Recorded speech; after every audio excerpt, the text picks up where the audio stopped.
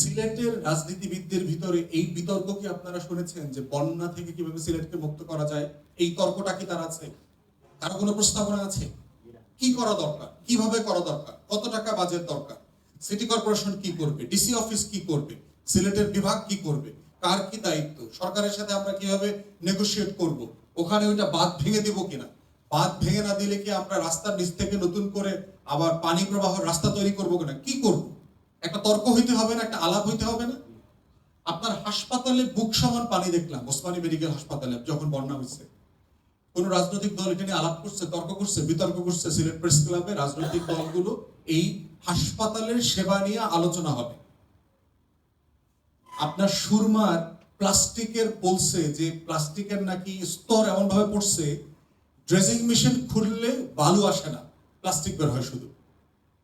তাহলে বৃষ্টির পানি, বন্যার পানি, উপর থেকে যে মেঘালয় থেকে পানি আসতেছে চেরাপুঞ্জি থেকে, এই পানিটা যাবে কোথায়? সে নদীতেও থাকতে পারতেছে না, তো নদীতে থাকতে না পারলে সে কুল ছাপায়া যাবে না পানিটা।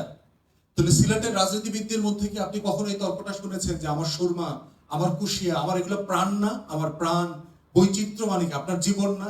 এটার সাথে আমার লক্ষ লক্ষ কৃষকের জীবন, জেলে সম্প্রদায়ের জীবন, যারা নৌকার ব্যবসা করেন, পাথর কোয়ারির সাথে জড়িত, সবার ব্যবসা বাণিজ্য জড়িত না? তো এই মানুষগুলোর জীবনের সাথে তো সুরমা কুশিয়ারা জড়িত।